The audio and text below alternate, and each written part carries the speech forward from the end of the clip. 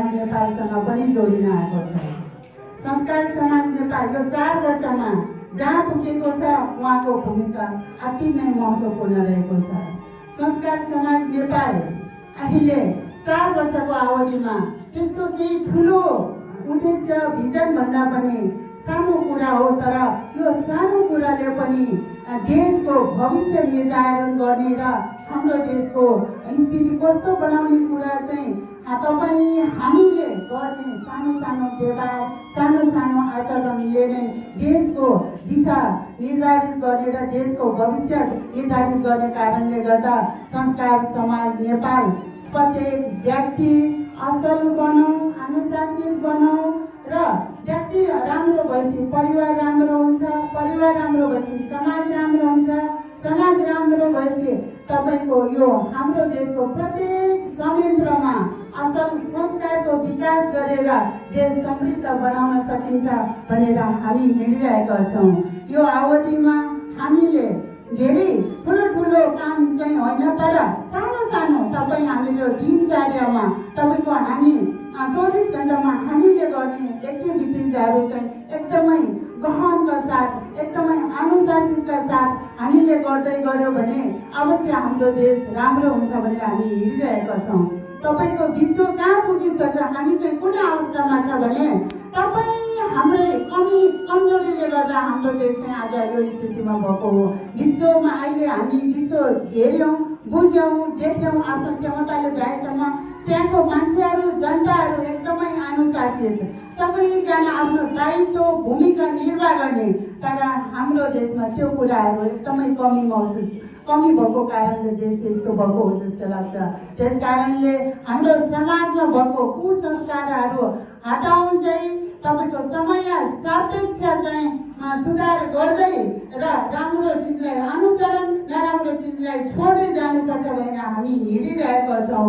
यसै क्रममा हामीले धेरै कार्यक्रमहरू गर्दै आएका छौँ र गर्दाखेरि यो समाजमा धेरै परिवर्तन पनि आएको छ। तपाईको संस्कार समाज नेपालले सुरुमा हामीले जनचेतनामूलक कार्यक्रम भनेर गरेर हामीले 161औं श्रृङ्खला हामीले कार्यक्रम गरिसकेको अवस्था छ र स्कुलमा असल संस्कार भनेर हामीले त्यो कार्यक्रम पनि गरिरहेका छौँ र सचेतना अडियो यो वितरण कार्यक्रम हामीले यो पब्लिक भेकलमा बाँड्ने काम पनि गरिरहेका छौँ र संस्कार समाज नेपालले तपाईको जुन संस्कार छ नि नेपालमा एकदम अधिकार मात्र खोज्ने तर आफ्नो दायित्व भूमिका के हो त्यो चाहिँ निर्वाह नगर्ने जस्ता ती कुराहरू पनि सुधार ल्याउनु पर्यो र काम छ नि अर्कोको देशमा गयो भने जे पनि काम गर्ने हाम्रो देशमा चाहिँ काम ठुलो सानो भनेर श्रमको कदर नगर्ने। त्यस कारणले तपाईँ हामी चाहिँ सबैजना काम गरौँ, काम गर्यो भने अवश्य आफ्नो जीविकोपार्जन चाहिँ गर्न सकिन्छ। त्यस कारणले एकले अर्कालाई आदर गर्ने, काम गर्ने, सकारात्मक सोच राखेर सबैजना सामाजिक प्राणी हो, आफ्नो साथसाथै समाजको लागि पनि सोचेर हामी आफ्नो दैनिकी गर्यो भने अवश्य हाम्रो देश पनि राम्रो हुन्छ। हाम्रो सरकारले मात्रै चाहेर हाम्रो देश चाहिँ राम्रो हुन सक्दैन, किनभने परिवारमा बुवाले मात्र चाहेर त्यो परिवार स्वर्ग हुन सक्दैन। त्यो प्रत्येक परिवारको त्यतिकै महत्त्वपूर्ण भूमिका हुन्छ। त्यस कारणले हामीले सरकारले मात्रै चाहेर हुँदैन, तपाईँ हामीले पनि आफ्नो दायित्व भूमिका निर्वाह गर्नुपर्छ। त्यस कारणले अहिले छ नि हाम्रो समाजमा चाहिँ जहिले नरोक्ने फलको आशा गर्ने, हामीमा त्यस्तो किसिमको संस्कारको विकास गर्नुपर्छ कि तपाईको रोपेपछि त्यसलाई राम्रोसँग गोडमेल गरेपछि मात्र फल राम्रो पाउँछ। र जुन हाम्रो समाजमा छ नि अरूलाई मात्र भन्ने, अरूलाई भन्नुभन्दा पहिला आफ्नो धरातल चाहिँ हामीले मूल्याङ्कन गर्न सिक्नुपर्छ भन्ने चाहिँ संस्कार समाज नेपालको मान्यता हो। अब यही कुराहरू गर्दा अब हामीले पकाएको भाँडा त त्यो मस्काउनलाई कति गाह्रो हुन्छ भने अब देश परिवर्तन विकास गर्ने भन्ने कुराहरू त गाह्रै छ। अब हेर्नुहोस् न मेलेम्चीको पानी आयो, खुसी त लागेको छ, तर विडम्बना एउटा योजना 3 दशक लाग्छ भने मान्छेको आयु कति हो त भने हामीले कसरी त्यो कुराहरू हामीले अहिले यसरी सोच्दाखेरि अचम्मै लाग्ने कुरा छैन त। हेर्नुहोस् त गर्दाखेरि सरकारलाई पनि म के बिन्ती गर्न चाहन्छु भने आज हाम्रो मन्त्रीज्यू हुनुहुन्छ, जे कुराको पनि स्टार्टिङ गरेपछि त्यसको फिनिसिङ राम्रो हुनु पर्यो। स्वेटर पनि बुन्दै गएर बिट नमार्दै लायो भन्दा त्यो स्वेटर त उद्रिन्छ नि। अब एउटा स्वेटर बुनेछ, धागो स्टार्ट गरेको कहिले हो, त्यसको आयु सिद्धिसकेको हुन्छ अनि फिनिसिङ गरेर त्यसरी हुँदैन। त्यस कारणले प्रत्येक क्षेत्र प्रत्येक व्यक्तिले चाहिँ आफ्नो जिम्मेवारी बोध गरेर काम गर्यो भने अवश्य हाम्रो यस्तो सानो देश अवश्य हामी सबैले चाह्यौँ भने राम्रो हुन सक्छ। त्यस कारणले संस्कार समाज नेपाल प्रत्येक व्यक्ति संस्कार असल संस्कार सिकाउँ आफ्नो देश आफै बनाऊँ र असल संस्कार नै समृद्धिको सम्मान पुरस्कार वितरण तथा पुस्तक लोकार्पण कार्यक्रमका प्रमुख अतिथि माननीय नेपाल सरकारका माननीय युवा तथा खेलकुद मन्त्री दावा तामाङज्यूले मानव समिति प्रज्वल गरिदिनुभएको छ। उहाँले जोरदार रूपमा ताली बजाएर यो उद्घाटन सत्रलाई सहयोग गरिदिनु होला।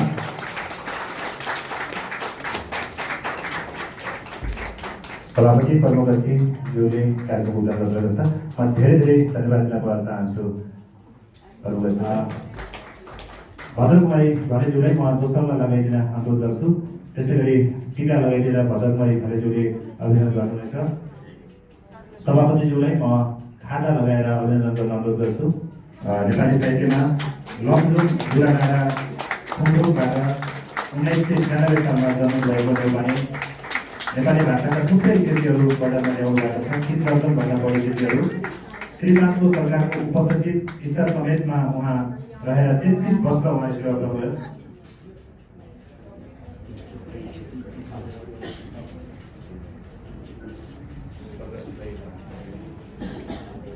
हामी हार्दिक बधाई अनि अभिनन्दन गर्दछौँ। जोरदार ताली बजाएर उहाँको अभिनन्दनमा फेरि पनि उत्साह गरौँ। कवि दिपु सिंहले उहाँलाई हामी आजको कार्यक्रमबाट सम्मान गर्न ल्याइरहेका छौँ। यो सम्मानका लागि म प्रमुख अतिथि सभापति विशिष्ट सदस्यज्यूहरूलाई म हार्दिक अनुरोध गर्दछु। प्रकाशजी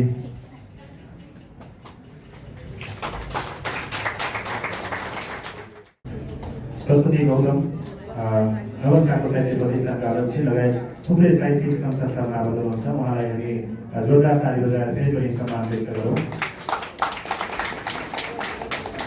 त्यसैले बोधुली दीर्घ सङ्गीत साधना सम्मान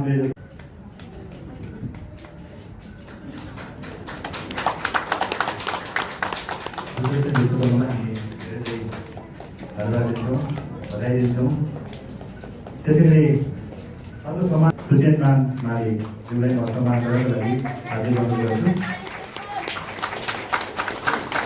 त्यसैले आज हामीले भद्रकुमारी घरेद्वारा स्थापित बोधुली भद्रकुमारी आदर्श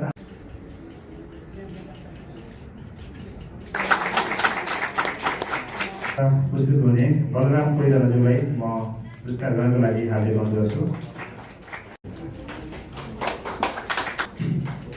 स्वास्थ्य व्यक्तित्व बुद्धि प्रसाद गुरुङ हुनुहुन्छ, जसले आफ्नै सासू आमाको नामबाट यो पुरस्कार आजको कार्यक्रमबाट हामीले युवा सृजनशील सम्मानबाट सम्मानित व्यक्तित्व टङ्कबहादुर बराइलीजी आउनु भएको छ। उहाँलाई म आसन ग्रहणसँगै सम्मान ग्रहणका लागि हाजिर अनुरोध गर्छु। टङ्कबहादुर बराइली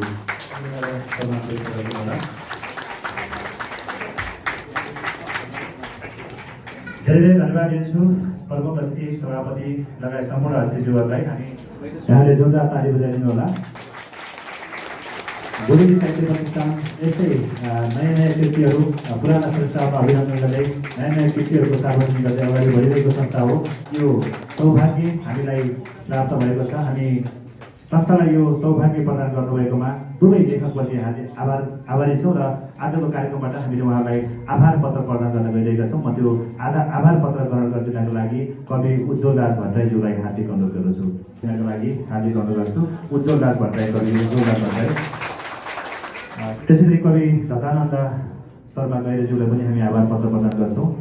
मन्त्रीज्यूले मलाई थोरै समय थपिदिनु भएको छ सुटुक्क, मैले त्यो समयको सदुपयोग गर्छु र यहाँ सबैलाई फेरि पनि आसन गर्न निमित्त अनुरोध गरेँ। र अब म आज विमोचित पुस्तकका विषयमा आफ्ना धारणाहरू व्यक्त गरिदिनको लागि वरिष्ठ समालोचक आज विमोचित पुस्तक उज्जवल दास के हो भनेर सोध्यो भने यसलाई पनि महत शब्दहरूमा यसको जवाब दिन सकिँदैन, भावनामा डुब्नै पर्छ। जस्तो कि मैले 1-2 हरफ लेखेको छु, म त्यो सुनाउँछु। यो कविता चाहिँ को हौ तिमी भनेर जुन तपाईँले एउटा भन्नुभएको थियो त्यसैबाट निस्किएको छ। हर पल हरियो पातको लागि चाहिने घाम हौ तिमी, तिमी बिना अर्थहीन हुन्छ मेरो जीवन, हरेक पूर्णिमाको रात बन्न चाहिने जुन हौ तिमी, भगवान अघि लामो समय आँखा चिम्म गरी मागिने पहिलो आशिष हौ तिमी, मागिने पहिलो आशिष हौ तिमी। यसरी अब यो भावनामा डुबिएको छ यसमा। अब यहाँबाट हामी चाहिँ नि अब किताबको टाइटलमा जाउँ। किताबको टाइटल अलिकति तरङ्ग, किनकि तिमी अलिकति तरङ्ग, अति धेरै भाव, फुलको माधुर्यमा सङ्गीतको राग, सौन्दर्यताको लावण्यमा प्रेमको मनोभाव।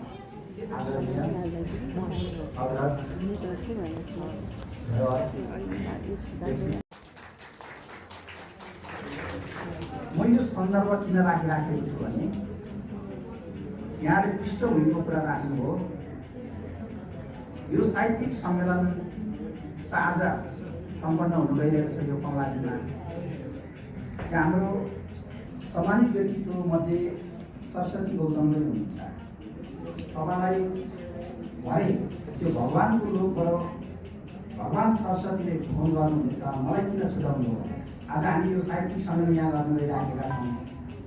अब भरे त्यो भगवानको लोकमा पनि भगवान सरस्वतीले एउटा साहित्यिक सम्मेलन गर्नुहुनेछ भन्ने मैले महसुस गरेको छु। किनकि यो नेपाल भगवानले बास गरेको देश, मन्दिर चैत्य गुम्बा दिएको देश लाग्छ। यो सम्मेलनबाट धेरै भगवानहरू खुसी हुनेछ। तपाईँ हामी त खुसी छौँ नै, हुन्छौँ नै, तर भगवान पनि खुसी हुन्छ भन्ने मैले महसुस गरेको छु। फेरि पनि पृष्ठभूमिको सन्दर्भको कुरा गर्दा एम बरालज्यूले तपाईँले गीत चाहिँ इलाममै बसेर लेख्नुभयो क्यारे, बादलको घुम्दोले इलाम बजार छेकिँदा भनेर। सायद त्यो गीत यो सम्मेलन बसेर तपाईँले लेख्नुभएको भए अलिक फरक शब्द आउँथ्यो होला। इलाम बजार छेकिँदा होइन, साहित्यिक सम्मेलनमा बसेर तपाईँले यो गीत लेख्नुभएको भए साहित्यको हिन्दोले कमलाजी छोपिँदा भनेर तपाईँले लोकार्पणमा नामै उज्जवल राजलाई तपाईँको लेखन यात्रा उज्जवल नै रहनेछ र अझ उचाइ हासिल गरोस्, मैले यो शुभकामना व्यक्त गर्न चाहन्छु। नामै यति गहिरो छ, ढाक्न नसक्नु। अनि गहिरी तपाईँहरूको साहित्यिक यात्रा समुद्रको पिठमा पुगोस्, त्यो गहिराइमा पुगोस् र मोती टिप्न सकोस्, मैले यो शुभकामना व्यक्त गर्न चाहन्छु। साँच्चै लोभ लाग्ने व्यवहार गर्नुहुँदैछ मान्य मन्त्रीज्यू। फेरि पनि गोधुलीको यो आगमनमा यहाँलाई हामीले आमन्त्रण गर्नेछौँ। यो महत्त्वपूर्ण समय र विस्तार गर्भित हुनेहरूको लागि म हृदयको कुनाबाट हार्दिक आभार व्यक्त गर्छु। एकपटक पुनः जोरदार ताली बजाएर उहाँलाई सम्मान व्यक्त गरौँ। सम्पूर्ण हाम्रो उपस्थित हुने एकदम आदरणीय व्यक्तित्वहरू र यहाँ आज उपस्थित हुनुहुने सम्पूर्ण कला साधकहरूलाई यो नयाँ गीत हामी बजाएर सुनाउँदैछौँ।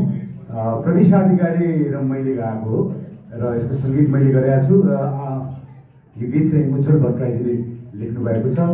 उहाँलाई एकदम शुभकामना दिन चाहन्छु र आज उपस्थित हुनुहुने सम्पूर्ण सम्मानित व्यक्तित्वहरूलाई म एकदम हार्दिक बधाई तथा शुभकामना दिन चाहन्छु। सबैलाई ह्याप्पी न्यु इयर भन्न चाहन्छु। Thank you so much. यो सुनौँ, हामी एकपल्ट गीत सुनौँ।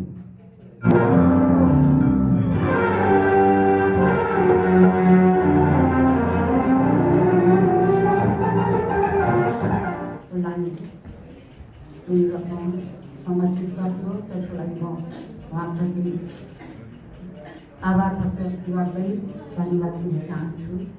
र यो सम्मान किन दियो, कसरी दियो मलाई थाहा छैन।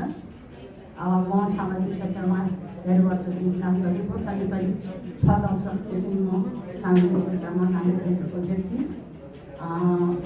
र मैले म पनि एउटा असल आदर्श लिने हो कि मलाई थाहा छैन। तर पनि मेरा अनुसन्धान जसरी उनीहरूलाई मैले एउटा रोजाइ पढाइ गर्न सकेको छु त्यस अर्थमा चाहिँ साँच्चै गर्न मानिन्छु। त्यस कारण म चाहिँ आज काममा उठेको छु भने मलाई लागेको छ र मलाई यहाँ चाहिँ अरू भन्नु पनि छैन। आज यो सम्मान हुने व्यक्तिहरू उहाँहरूसँगलाई म हार्दिक बधाई र धन्यवाद दिन चाहन्छु र साथै आयोजकहरूलाई पनि धन्यवाद दिन चाहन्छु। तर एउटा कुरा मलाई अटेको के भन्दाखेरि यो सम्मान गर्ने व्यक्तित्वहरूको विषयमा साहित्य थापाको तपाईँलाई थाहा छैन। यहाँलाई जान्दैन भनौँ न, मैले किन पाएँ यहाँलाई थाहा छैन। यो कुरा अलिकति आयोजकले बताइदिनु भएको। त्यस्तै गरी साहित्यकारको बन्धुहरू हुनुहुन्छ विभिन्न क्षेत्रमा पनि एउटा स्थापित एउटा व्यक्तित्वहरू हुनुहुन्छ। त्यो विषयमा सबैलाई थाहा हुँदैन।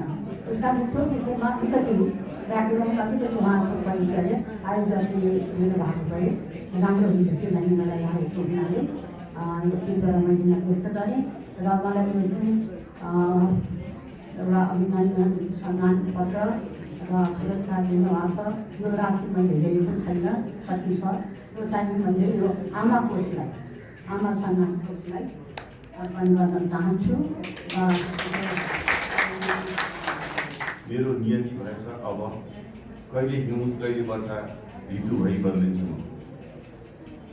यस सभाका सभाध्यक्ष प्रमुख अतिथि गइसक्नु भएको छ र शक्तिपुञ्ज भैरकुमारी घलेज्यू डायसमा आसीन अभिनन्दित सम्मानित पुरस्कृत पिएचडी पनि सकिन् मेडिकल रिसर्च सम्बन्धी र अस्ति 1 तारिक मात्रै आज 10 तारिक भयो अप्रिलको उसले पोस्ट डक्टरेटको डिग्री गर्नको लागि हार्वर्ड युनिभर्सिटीमा उसले फेलोसिप पाएको छ र उनको लक्ष्य छ साइन्टिस्ट बने, डाक्टर हो, मेडिकल डाक्टर हो, तर साइन्टिस्ट बने र नोबेल प्राइज जित्ने। यदि यहाँको आशीर्वाद हुन्छ र पशुपतिनाथको आशीर्वाद हुन्छ भने त्यो लक्ष्य उसले पनि सक्ने जान्छ। त्यसै क्रममा किन जोडेको थियो भने यो वैष्णव पोएटिक गार्डन भनी श्यामदास वैष्णवजीको फिलोसफिकल कविताहरूलाई अङ्ग्रेजीमा ट्रान्सलेट गर्नुपर्ने थियो र उहाँले भनिसकेपछि हामीले नाइ भन्ने कुरा आयो। अब हामी इङ्ग्लिसका त्यति ज्ञाता होइनौँ, तैपनि कहिले हामी लाग्यौँ। यो गर्नलाई करिब 4 वर्ष लाग्यो। 4 वर्ष लाग्यो र हामीले त्यति बेला के सोच्यौँ, यो यस्तो राम्रो हुनु पर्यो कि कुनै पनि विदेशमा अथवा नेपाली ओरिएन्टल स्टडिज जहाँ हुन्छ, फिलोसफी जहाँ हुन्छ, त्यो चिजमा चाहिँ एटलिस्ट कोर्स बुकको लागि होस् भन्ने हिसाब किताबले हामी धेरै नै मिहिनेत गऱ्यौँ। मिहिनेत गरेर यसलाई निकाल्नु पनि सफल भयो र यसमा चाहिँ भूमिका लेख्नेहरू माइकल हट जस्तो, जसले चाहिँ मुदामदन ट्रान्सलेट गर्नुभएको छ इङ्ग्लिसमा, उहाँ जस्तो हुनुहुन्छ र मलाई लाग्छ अब यो ठिकै छ जस्तो लाग्छ। र त्यसमध्ये एउटा कविता यहाँ सुनाउँछु अङ्ग्रेजीमा म ट्रान्सलेट गरेको हो, तर श्यामदास वैष्णवजीको नाम अगाडि लिँदै म वाचन गर्छु। हामी ठगियौँ, उहाँको थियो ओरिजिनल, वी आर चिटेड अङ्ग्रेजीमा।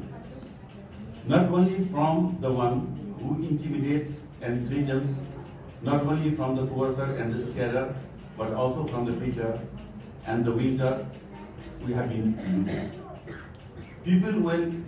People were terrorized by being coerced to put up the lights. Women and children were made to panic by the rumor of poisonous water supply. Not only by blind delusion, but also by borrowed revolutions. उदाहरणमा ल्याएको क्रान्ति. We have been thrashed. The meaning of rights has been freedom for looting here. आजकल भइरहेछ. The definition of benediction here has been like a mirage of a magician. Not only by the ousted system, but also by the organized deception have we been oppressed. Not only by the face of the reverter, but also by the behavior of the progressive, we have been cheated. Everybody wants an excuse for plundering. Not only by behavior, we have been exploited, but also by reforms, also by. भन्दाखेरि त जो पनि खुसी नै मान्छ, जन्माले मान्छे हगाउँदैन, यो अनौठो चिज रहेछ। त्यसको हुनाले मैले पनि यहाँ आएँ। अब यो अभिनन्दन अनौठा किसिमले आयो त पनि भनिसकेँ। समिति यसको प्रमुख हुनुहुँदो रहेछ उहाँलाई न मैले चिनेको छु न उहाँले मलाई चिन्नु भएको छ। एक्कासी फोन आयो अनि मैले स्वीकारेँ। त्यसले दुईवटा भाइहरू पठाइदिनु भयो मेरो बायोडाटा फोटोसोटो लिएर आउनु भाइहरूले। त्यो अस्तिको कुरो हिजै हो, के अरे हिजै उहाँले लिएर आउनु अस्ति कुरो सक्यो। अभिनन्दित हुन पाएँ, यो मेरो ठुलो सौभाग्य हो, औभाग्य हो। र यस अवसरमा म सर्वप्रथम आयोजकलाई हार्दिक धन्यवाद दिन्छु। र अब नयाँ वर्ष नजिकै आइसकेको हुनाले यहाँहरू सबैमा नयाँ वर्षको मङ्गलमय शुभकामना अर्पण गर्छु। धेरै बोल्नु मैले छैन र मैले के मात्रै भन्नु छ भने मैले जति साहित्यमा योगदान दिएँ अथवा साहित्यमा म गरिएँ त्यो यस्तै चाहिँ कसैले प्रबन्ध मिलाइदिएर आछु कि जस्तो लाग्छ। मलाई कुनै पुस्तक निकाल्नलाई चाहिँ एउटा वातावरणले चाहिँ नलिकन सुख दिँदैन। त्यस्तै भएर मैले अहिलेसम्म चाहिँ बाल साहित्य, किशोर साहित्य र प्रौढ साहित्य गरेर अहिलेसम्म 43वटा पुस्तक मैले यो समाजमा चढाएको छु। त्यसको केही आधा यो के अरे यो संस्था गोधुली साहित्य प्रतिष्ठानले पनि कताडी पाएछ। र त्यसलाई त्यो मेरो कुरो जानकारी दिनलाई र त्यो कुरोलाई स्वीकारेर मलाई अभिनन्दन गर्ने सबै पक्षलाई म चाहिँ आभार व्यक्त गर्छु। र मलाई के भन्न मन लाग्यो भने मैले अब 43वटा पुस्तक निकालेपछि अब भइगयो भनेको थिएँ, तर गोधुलीले मलाई फेरि चर्चुक लगाएर बस्नु पाउँदैनस्, फेरि पनि तैँले लेख्नुपर्छ भन्यो भन्ने मैले बुझेको छु। र म सायद त्यसमा म अगाडि बढ्नेछु र योभन्दा बढी भन्नु छैन। र अलिकति गोधुलीलाई म के भन्न चाहन्छु भने मैले चाहिँ यस्ता संस्थाहरू पनि चलाएको हुँ र पुरस्कारहरू दिने ठाउँ पनि ती छान्ने गर्ने कुराहरू गरियो। र यसमा गोधुलीले जसरी गरेको छ त्यसरी सरप्राइज दियो भने पनि मान्छेहरूलाई प्रभाव रहनुपर्छ। कोही धेरै जसो पुरस्कारहरू अलिकति फलानाको पहुँच भएर पायो, फलानाले चाहिँ आफै गएर मिहिनेत गरेर पायो, यस्ता पनि सुनिने गरेको छ। तर त्यो राम्रो हुँदैन। कारण के भन्दाखेरि चाहिँ गोधुलीले पनि याद गरोस्, मैले एउटा कथा सुनेको छु। कुनै जमानामा एउटा राजाका दुईटा कवि थिए, राजा र कवि थिए। त्यो दुईटा कविमा प्रतिस्पर्धा थियो। एकपटक चाहिँ त्यो एउटा कविले चाहिँ राजालाई नै छेड हानेर एउटा कविता लेखेछ। अनि उसको प्रतिद्वन्दीले ल यसलाई त कारवाही गर्नुपर्छ, के गर्ने भन्यो। राजाले मन्त्रीलाई बोलायो, मन्त्रीलाई भन्यो के गर्ने भन्दाखेरि त अब के गर्ने बोलिहाल्यो, छोडिदिउँ भने मन्त्री त। तर राजा मानेन। अनि सजाय त दिनु पर्यो, त्यसो भए सजाय दिनु पर्यो। के सजाय दिनु त भन्दाखेरि थुन्दिममा भन्यो राजाले। हात्तीहरू थुनेर त उसैको इज्जत बढ्छ, थुन्नु हुँदैन सरकार भन्यो भने मन्त्रीले त्यो के जान सजाय दिउँ, हत्यारी त्यो त झन् अमर हुन्छ, त्यो सजाय दिनु हुँदैन भनेपछि राजाले मन्त्रीलाई सोधेछ त्यसमा के सजाय दिउँ त यसलाई भन्दाखेरि यी दुईटा प्रतिस्पर्धी छन्, यसले उसलाई जितिरहेको छ, यो हारेको छ, त्यो हार्दिनलाई पुरस्कृत गरिदिउँ, त्यसो भएपछि यसो जवाब हुन्छ भनेर मन्त्रीले सल्लाह दियो। त्यो एउटा कथा सुनेको थिएँ मैले। त्यसै हुनाले मैले यहाँ किन प्रसङ्ग ल्याएको भन्दाखेरि अहिले अलिकति पनि भने अलिकति पुरस्कारहरू सम्मानहरू त्यति समुचित हुँदैनन् कि भन्ने मलाई शङ्का लाग्छ। तर गोधुलीले यस 81 गरे हुनाले मलाई त्यो त एकदम उचित किसिमले दियो कि उचित किसिमले मलाई चाहिँ अभिनन्दन गरेर कि भने जस्तो लाग्छ। किनभने समीरजीलाई मैले आज यहीँ आएर दिने, मलाई उहाँले यहीँ आएर दिनु हो। त्यो त्यस्तो कुनै चाहिँ के अरे प्रयास गरिएको र चाहिँ सिफारिस गरिएको होइन कि जस्तो लाग्छ मलाई। यो सम्मान, यो अभिनन्दन साह्रै नै उच्च कोटिको जस्तो लाग्छ। म यसलाई ग्रहण गरेको छु र म गोधुलीलाई चाहिँ यस्तै काम गर्दै जाओस्, गोधुलीको इज्जत उच्च होस्, म त्यही धारणा राख्छु। र आयोजक सबैलाई चाहिँ हार्दिक धन्यवाद दिन्छु। अनि यहाँहरू सबैलाई नयाँ वर्षको शुभकामना दिन्छु।